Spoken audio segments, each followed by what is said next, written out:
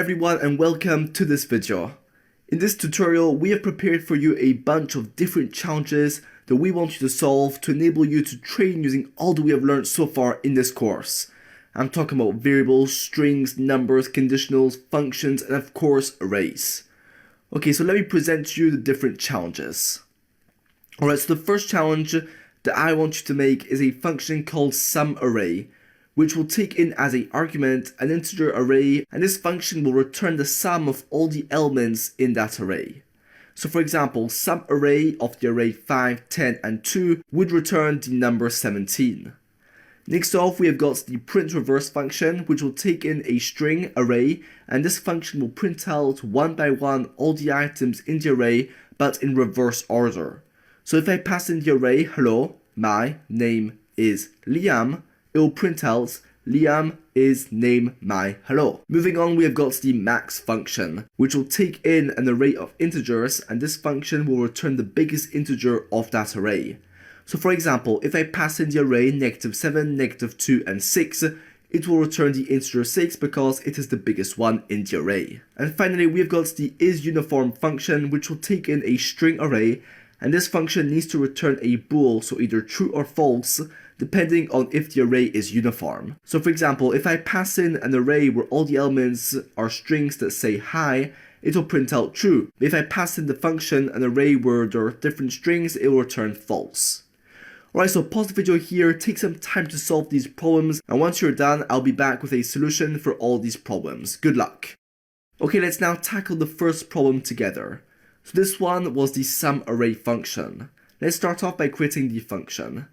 This one is going to be returning an integer, so I'll use the int keywords. I'll then call the function SumArray, and it will take in as an argument a int array that I'll call ARR, which is short for array. Okay, so I'll start off by creating an integer variable called result that will start at 0. Then I'm going to create a for loop.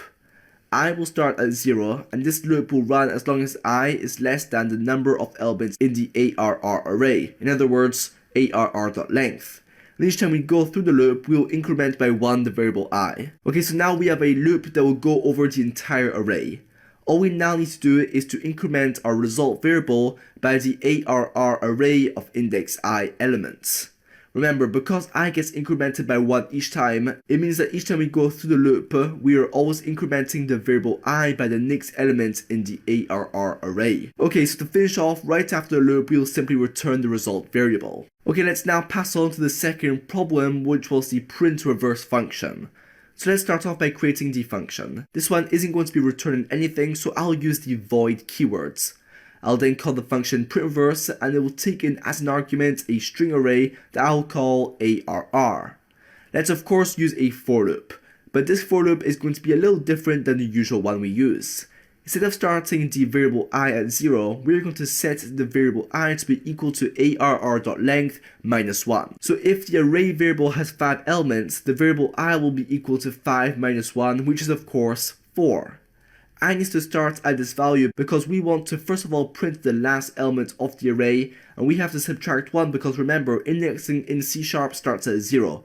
So if there are 5 elements in the array, the last element only has an index of 4. Then we're going to run this loop as long as I is greater or equal to 0.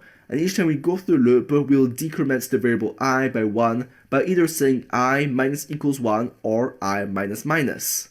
So basically, we're doing everything in reverse. I starts at the last index of the array. We're going to run this loop as long as I has not reached the first element in the array. And each time we go through the loop, we're removing 1 from the variable I. Alright, so now inside of the loop, we will simply print out the ARR array of index I, and there we go. Moving on, we've got the max function. Let's start off by creating an integer function because remember, this function will return the biggest integer of a given array. I'll then call it max, and like we said, it will take in as an argument an integer array called ARR.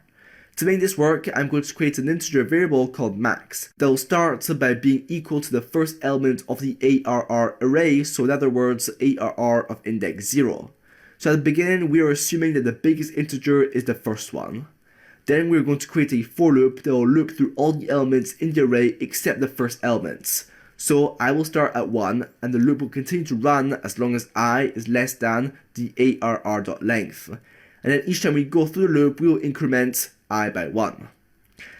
Then, inside of the loop, we will create a if statement with the condition being ARR of index I is greater than max. So basically, we are checking if the item of the ARR array of index I is greater than our variable max. And if it is, then we will set the max variable to be equal to the ARR of index I because we have now found a new biggest number in the array. And we're going to repeat this for all the integers in the array, so that the max value gets updated with the biggest number in that array. Once we have looped through all the numbers in the array, I will simply return the max variable. Okay, let's now solve the last problem, which was the isUniform function. So because this function is going to be either returning true or false depending on if the array we passed is uniform, we're going to create a bool function. We're then going to name it isUniform and it will take in as an argument a string array called ARR. Alright, so let's create a bool call result that will start with the value true. Now we'll create our normal for loop that will loop through all the elements in the array. So I will start at 0, we will loop as long as I is less than ARR.length, and we will increment I by 1 each time we go through the loop. But we don't want to loop through the first element, so we will actually set I to start at 1. Then we're simply going to check if the first element in the array, so ARR of index 0, is not equal to ARR of index I. If this is the case, then we will set the variable result to be equal to false.